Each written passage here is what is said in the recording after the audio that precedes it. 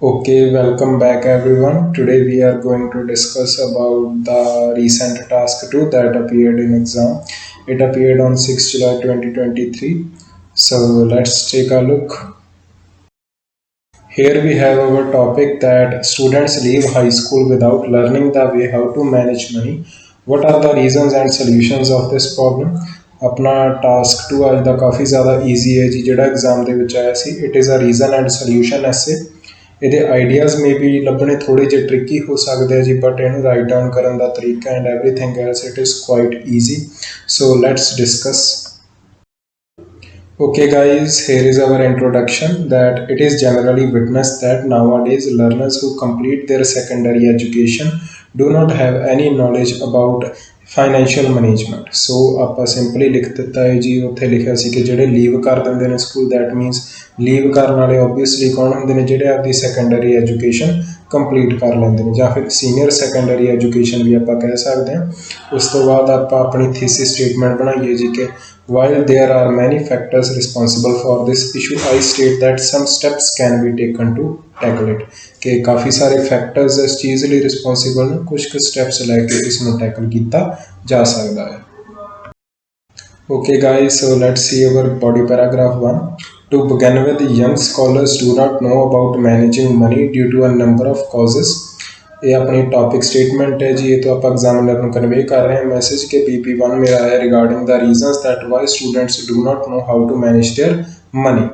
So the first idea is the first and foremost one is schools these days tend to focus only on theoretical concepts instead of teaching their educatees essential practical skills. To explain, tutees do not even receive basic information about properly utilizing and saving money at their educational institutes as there are no subjects regarding them in their curriculum. ਸੋ ਆਪਾਂ ਇੱਥੇ simple idea ਦਿੱਤਾ ਹੈ ਜੀ ਕਿ ਜਿਹੜੇ ਅੱਜ ਕੱਲ੍ਹ ਦੇ ਸਕੂਲ ਨੇ ਉਹ ਬਿਲਕੁਲ ਵੀ ਧਿਆਨ ਨਹੀਂ ਦਿੰਦੇ ਪ੍ਰੈਕਟੀਕਲ ਸਕਿੱਲਸ ਦੇ ਰਿਗਾਰਡਿੰਗ ਉਹ ਸਿਰਫ ਥਿਓਰੀਟੀਕਲ ਚੀਜ਼ਾਂ ਸਿਖਾਉਂਦੇ ਨੇ. ਨਾਲ ਹੀ ਆਪਾਂ ਐਡ ਕਰ ਦਿੱਤਾ ਹੈ ਜੀ ਕਿ ਜਿਹੜੇ ਟਿਊਟੀਜ਼ ਨੇ ਉਹਨਾਂ ਨੂੰ ਬਿਲਕੁਲ ਵੀ ਬੇਸਿਕ ਇਨਫੋਰਮੇਸ਼ਨ ਵੀ ਨਹੀਂ ਦਿੱਤੀ ਜਾਂਦੀ ਉਹਨਾਂ ਦੇ ਐਜੂਕੇਸ਼ਨਲ ਇੰਸਟੀਟਿਊਟਸ ਦੇ ਵਿੱਚ ਵੀ ਕਿੱਦਾਂ ਮਨੀ ਯੂਜ਼ ਕਰਨੀ ਆ ਕਿੱਦਾਂ ਸੇਵ ਕਰਨੀ ਆ ਐਂਡ ਇਹਨਾਂ ਦੋਨਾਂ ਪ੍ਰੋਸੈਸਿਸ ਨੂੰ ਹੀ ਆਪਾਂ ਇੱਕ ਹਿਸਾਬ ਨਾਲ ਕਹਿ ਸਕਦੇ ਹਾਂ ਕਿ ਇਹਨਾਂ ਨੂੰ ਫਾਈਨੈਂਸ਼ੀਅਲ ਮੈਨੇਜਮੈਂਟ ਕਿਹਾ ਜਾਂਦਾ. ਸੋ ਉਹਨਾਂ ਦੀ ਜਗ੍ਹਾ ਦੇ ਉੱਪਰ ਮੈਂ ਸਿਨੋਨਿਮ ਦੇ ਤੌਰ 'ਤੇ ਯੂਜ਼ ਕੀਤਾ ਹੈ. Okay, let's read the next idea. Moreover, parents are also partly to blame for this because they do not involve the young ones in their finances until they are grown up. As a result, rather than handling their expenses by themselves, students have to depend on their parents for it. So, ਕਾफ़ी ज़्यादा simple ਹੈ ਜੀ ਕਿ ਜਿਹੜੇ ਅੱਜ ਕੱਲ੍ਹ ਦੇ ਛੋਟੇ ਜਵਾਕ ਨੇ ਯੰਗ ਵੰਸ ਨੇ ਪੇਰੈਂਟਸ ਉਹਨਾਂ ਨੂੰ ਬਿਲਕੁਲ ਵੀ ਇਨਵੋਲਵ ਨਹੀਂ ਕਰਦੇ ਜਿਹਦੇ ਕਰਕੇ ਉਹ ਵੀ ਜ਼ਿੰਮੇਦਾਰ ਨੇ ਕਿਤੇ ਨਾ ਕਿਤੇ ਇਸ ਚੀਜ਼ ਦੇ ਪਿੱਛੇ ਕਿ ਉਹ ਆਪਦੇ ਬੱਚਿਆਂ ਨੂੰ ਜਦੋਂ ਤੱਕ ਉਹ ਬਹੁਤ ਜ਼ਿਆਦਾ ਵੱਡੇ ਨਹੀਂ ਹੋ ਜਾਂਦੇ ਉਮਰ 'ਚ ਵੱਡੇ ਨਹੀਂ ਹੋ ਜਾਂਦੇ ਉਦੋਂ ਤੱਕ ਉਹਨਾਂ ਨੂੰ ਇਨਵੋਲਵ ਨਹੀਂ ਕਰਦੇ ਫਾਈਨੈਂਸਿਸ ਦੇ ਬਾਰੇ ਦੱਸਦੇ ਨਹੀਂ ਜਿਹਦੇ ਕਰਕੇ ਬੱਚੇ ਆਪਦੇ ਫਾਈਨੈਂਸਿਸ ਆਪ ਨਹੀਂ ਹੈਂਡਲ ਕਰਦੇ ਅਤੇ ਇਸ ਚੀਜ਼ ਲਈ ਉਹ ਕਿਹਦੇ ਉੱਪਰ ਡਿਪੈਂਡ ਕਰਦੇ ਨੇ ਆਪਦੇ ਪੇਰੈਂਟਸ ਦੇ ਉੱਪਰ. So that was it for our body paragraph 1. Let's move to the next body paragraph. हाँ जी guys, so here is our body paragraph 2 and अपनी topic statement है जी however this problem can be mitigated with the help of few effective measures कि ਜਿਹੜੀ ਇਹ problem ਹੈ ਇਹਨੂੰ ਖ਼ਤਮ ਕੀਤਾ ਜਾ ਸਕਦਾ ਹੈ ਐਲੀਮੀਨੇਟ ਕੀਤਾ ਜਾ ਸਕਦਾ ਹੈ ਕੁਝ ਕੁ ਮੈਜਰਸ ਦੀ ਮਦਦ ਨਾਲ. The prime one is school administration ought to give compulsory lessons regarding money management to their every student which can be done by adding this subject in syllabus as well as conducting an annual exam about it.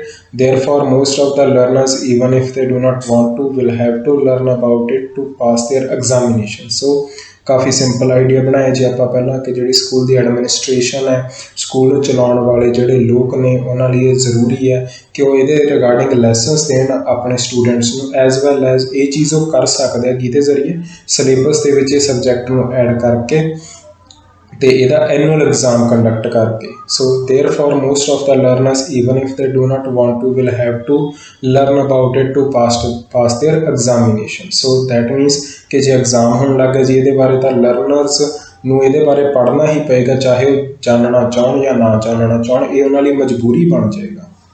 And next idea is अपना कि other than this parents can include their children in handling of household expenditures and provide them assistance when needed. ਕਿ ਜਿਹੜੇ parents ਆ ਉਹ ਆਪਦੇ ਘਰ ਦੇ ਜਿਹੜੇ ਖਰਚੇ ਵਗੈਰਾ ਨੇ ਉਹਨਾਂ ਨੂੰ ਹੈਂਡਲ ਕਰਨ ਦਾ ਜਿਹੜਾ ਪ੍ਰੋਸੈਸ ਹੈ ਉਹਦੇ ਵਿੱਚ ਬੱਚਿਆਂ ਨੂੰ ਇਨਵੋਲਵ ਕਰ ਸਕਦੇ ਆ ਅਤੇ ਉਹਨਾਂ ਨੂੰ ਅਸਿਸਟੈਂਸ ਦੇ ਸਕਦੇ ਆ ਇਸ ਚੀਜ਼ ਦੇ ਵਿੱਚ, ਇਕੱਠੇ ਬਹਿ ਕੇ ਘਰ ਦੇ ਖਰਚੇ ਹੈਂਡਲ ਕਰ ਸਕਦੇ ਆ। ਐਂਡ ਲਾਸਟ ਵਾਲਾ ਆਈਡੀਆ ਜੀ ਆਪਣਾ, lastly student should be given a fixed allowance every month with which they have to manage their monthly spending so they could get practical knowledge। ਸੋ ਇਹ ਆਪਣਾ ਕਾਫੀ ਅਗੇਨ ਸਿੰਪਲ ਹੈ ਜੀ ਆਈਡੀਆ ਕਿ ਜਿਹੜੇ ਬੱਚੇ ਆ ਉਹਨਾਂ ਨੂੰ ਮਹੀਨੇ ਦੀ ਇੱਕ ਪੱਖੀ ਅਲਾਉੈਂਸ ਮਿਲਣੀ ਚਾਹੀਦੀ ਹੈ, ਪਾਕਟ ਮਨੀ ਮਿਲਣੀ ਚਾਹੀਦੀ ਹੈ ਜੀ, ਤਾਂ ਕਿ ਉਹਨਾਂ ਨੂੰ ਇਹ ਦੱਸਿਆ ਜਾਵੇ ਕਿ ਮਹੀਨੇ ਦੇ ਵਿੱਚ ਉਹਨਾਂ ਨੇ ਆਪਦੇ ਸਾਰੇ ਖਰਚੇ ਇਸੇ ਮਨੀ 'ਚੋਂ ਕੱਢਣੇ, ਜਿਹਦੇ ਨਾਲ ਉਹਨਾਂ ਨੂੰ ਕਿਤੇ ਨਾ ਕਿਤੇ ਪ੍ਰੈਕਟੀਕਲ ਨੌਲੇਜ ਮਿਲੂਗੀ, ਪਤਾ ਲੱਗੂਗਾ ਕਿ ਅਸਲ 'ਚ ਮਨੀ ਕਿੱਦਾਂ ਮੈਨੇਜ ਕੀਤੀ ਜਾਂਦੀ ਹੈ। So that was it for our BP2 guys.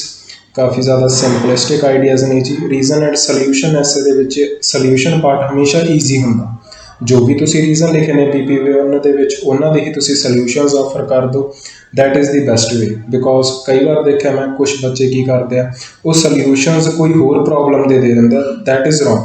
Because ਜਿਹੜੇ ਪ੍ਰੋਬਲਮ ਤੁਸੀਂ BP1 'ਚ ਲਿਖਿਆ ਨੇ ਉਹਨਾਂ ਦੇ ਹੀ ਸੋਲਿਊਸ਼ਨ ਮੈਂਸ਼ਨ ਕਰੋ BP2 ਦੇ ਵਿੱਚ, ਤਾਂ ਕਿ ਕਨੈਕਟੀਵਿਟੀ ਵਧੇ, BP1 ਐਂਡ BP2 ਦੋਨੇ ਕਨੈਕਟਡ ਫੀਲ ਹੋਣ। Okay, so that was it. Let's take a look at our conclusion. Okay guys, so here is our conclusion. To sum up, although lack of formal lessons and less involvement by guardians are the reasons that why students are not aware about managing money, I state that some solutions can be done in order to solve it।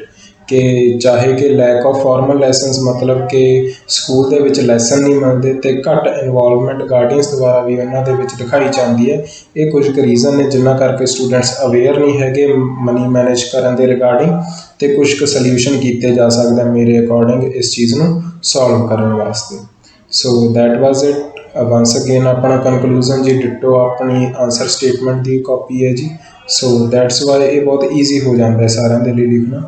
And that was it for today guys. ਜੇ ਐਸੇ ਵਧੀਆ ਲੱਗਿਆ ਹੋਵੇ please like share and subscribe. ਕੋਈ ਵੀ doubts ਹੋਣ comment down, and ਜੇ video ਵਧੀਆ ਲੱਗੀ ਹੋਵੇ ਦੈਨ ਪਲੀਜ਼ ਲਾਈਕ ਕਰ ਦਿਓ ਜੀ ਵੀਡੀਓ ਨੂੰ। That was it for today. Have a nice day. Piece.